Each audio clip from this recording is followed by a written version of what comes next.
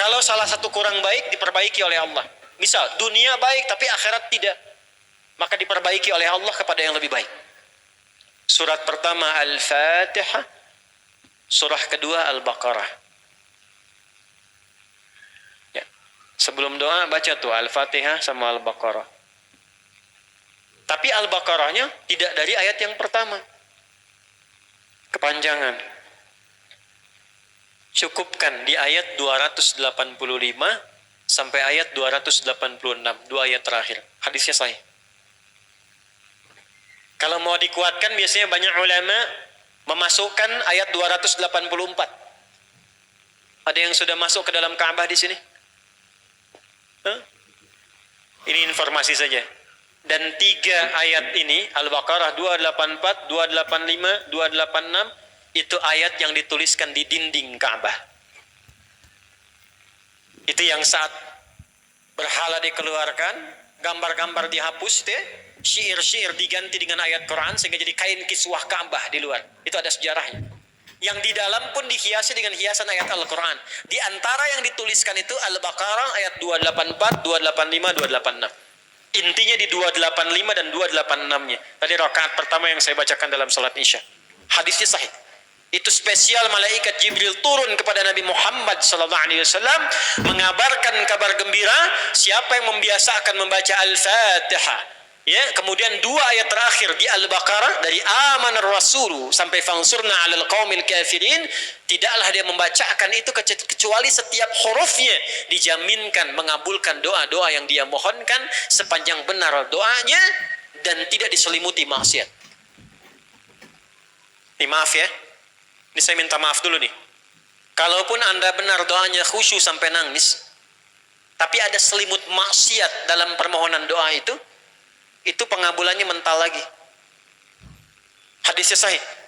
Thumma dzakara rajula yutilu as-safara ash'atha aghdara yamuddu yadayhi ila as-sama' fayaqulu ya rabb ya rabb. فقال رسول الله صلى الله عليه وسلم أن يستجاب لذلك فمطعمه حرام مشربه حرام ملبسه حرام وغذي بحرام فأن يستجاب لذلك. رواه مسلم. Nabi mengisahkan seorang lelaki menempuh perjalanan jauh. Awas, menempuh perjalanan panjang untuk ketaatan itu mempercepat doa dikabulkan 2 kali lipat dibanding orang biasa. Makanya kalau ada orang mau ke Mekah umrah, mau haji, titip doa. Ada yang mau beasiswa ke Madinah, ke Mekah, ke Al-Azhar, ke Mesir, titip doa. Saya biasanya kalau mau berangkat umrah, Ustaz titip doa, ayo tulis banyak tuh. Nggak saya baca.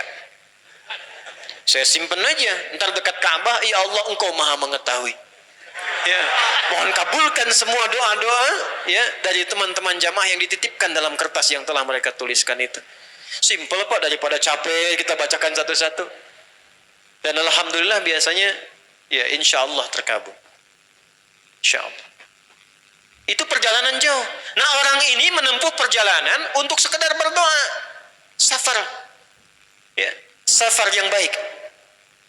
Kemudian yang kedua, yamuddu yadayhi ila sama, dia mengangkat tangannya ke langit. Ini saya tidak bermaksud mengajarkan ya, cuma menunjukkan prakteknya begini nih. Ada yang bisa bantu saya nggak? Satu orang maju. Cepat-cepat. Yang depan aja, depan. Jazakallah khair. Mohon pegangkan mic sebentar. Ya, makasih ya. Lihat sini. Gini. Nah, jazakallah.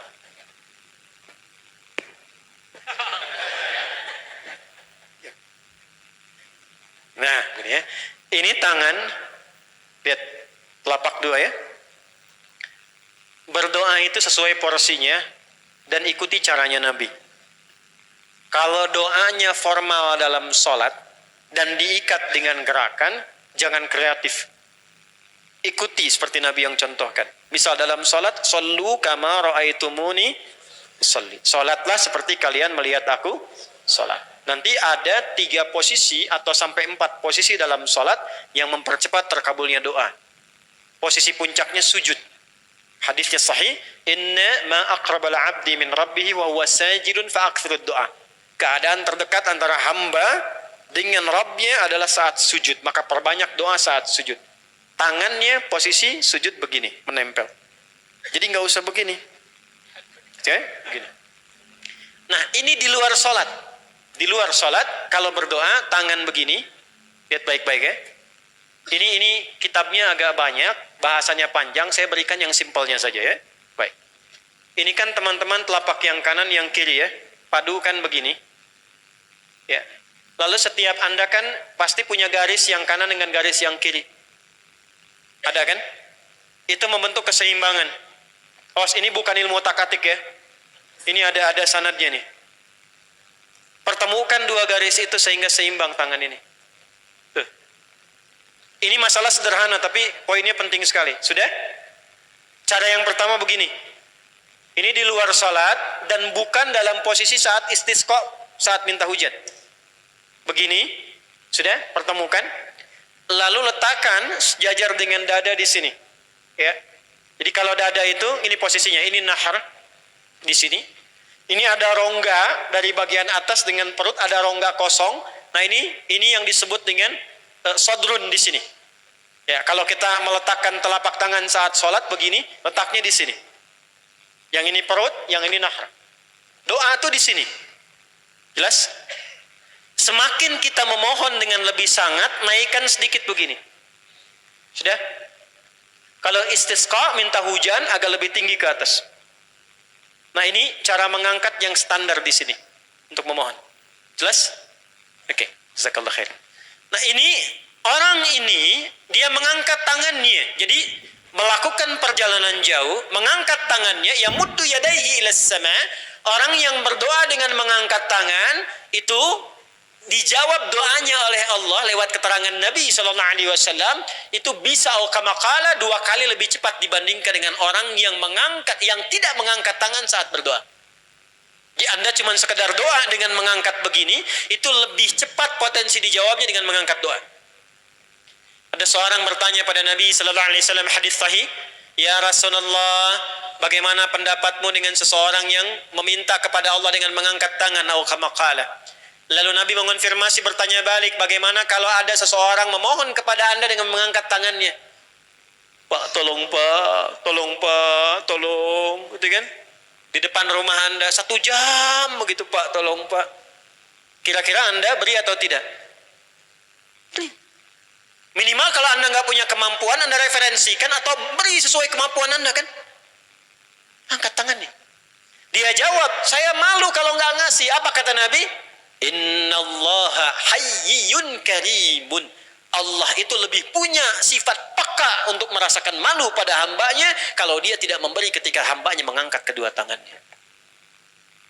Nah, nanti ada beda-beda posisi saat khatib Jumat, misalnya 1 begini untuk khatib. Makmum mengangkat 2 tangan. Yang ketiga dia mengatakan, ya Rabb, ya Rabb, Asmaul Husna. Doa yang dibuka dengan Al-Asmaul Husna itu dijawab 2 kali lebih cepat dibandingkan dengan doa yang langsung dimohonkan kepada Allah. Itu perintah. Tahu Nabi Zakaria? Nabi Zakaria apa ujiannya? Diuji oleh Allah, hidup demikian lama sampai rambut memutih, fisiknya letih, istrinya divonis secara medis, maaf, monofos dan mandul. Kata medis gak mungkin punya keturunan. Maka beliau berdoa kepada Allah dan dalam doanya dimulai dengan Al-Asmaul Husna.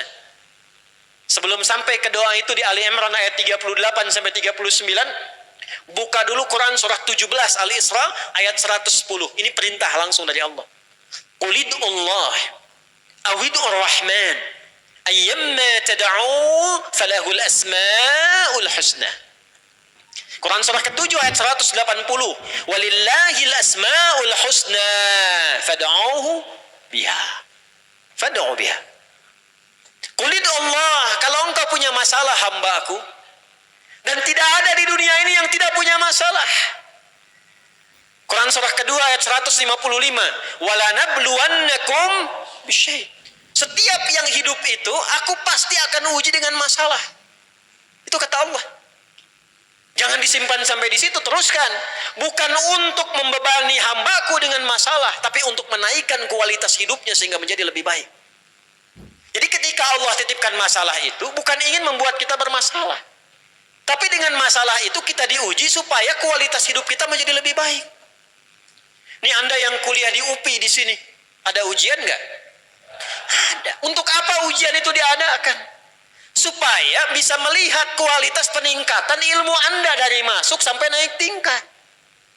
Kalau nggak ada ujian, nggak kelihatan kualitasnya bertambah. Logikanya begitu. Dan tidak mungkin Allah menguji seorang hamba di luar batas kemampuannya. La yukallifullahu nafsan illa. Jadi nggak ada orang yang hidup yang tidak punya masalah. Karena rumusnya mengatakan hidup berbanding lurus dengan masalah. Yang hidup pasti punya masalah. Yang tidak ingin punya masalah, tidak ingin hidup. Karena orang yang tidak hidup, yang hilang masalahnya, selesai hidupnya. Baik. Siapa yang tidak ingin punya masalah? Angkat tangan. Baik. Siapa yang ingin punya masalah? Alhamdulillah. Baik. Yang lain wallahu a'lam. Nah, kulit Allah kalau sedang diuji masalah, kan yang ngasih siapa? Yang nitipkan siapa? Yang punya solusinya siapa? Kalau Anda tahu yang punya solusinya Allah, kenapa curhatnya bukan kepada Allah? Kan sudah dicontohkan di Quran, kalau punya masalah curhatin ke Allah. Quran surah 12 ayat 86, sejak era Nabi Yakub, masalah di rumah tangga, anak bermasalah curhatnya pada siapa? Allah. Innama ashku bathi wa huzni ila Allah. Aku tuh kalau punya masalah sesedih apapun, curhatnya Allah. Bentangkan sajadahmu, curhatkan dalam sujudmu, tingkatkan takwamu. Wa may yattaqillaha yaj'al lahu makhraja. Quran surah 65 di akhir ayat yang kedua. Bentangkan sajadahmu, curhatkan, habiskan dalam sujudmu, keluarkan tangismu. Sehingga bebannya jadi ringan. Walaupun solusi belum datang, hatinya sudah tenang. Yang diperintahkan panjangkan sajadahmu, bukan panjangkan statusmu. Kita sudah tahu ayatnya, paham ketentuannya, tapi kenapa prakteknya ditumpahkan di Instagram, di Facebook, bikin vlog di YouTube, hanya untuk curhat saja. Dan ironinya dalam hal yang demikian tahu yang menyelesaikan Allah. Sekarang tambah bonus, aminkan ya.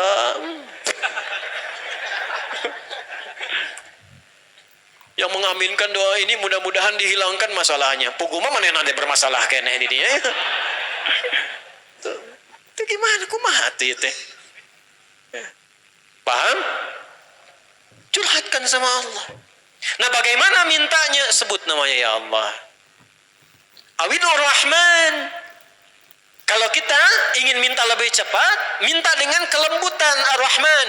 Rahman itu bisa disebut namanya ya Rahman, bisa cari cara mintanya yang paling lembut, yang menyentuh. Allah senang dengan kalimat yang menyentuh.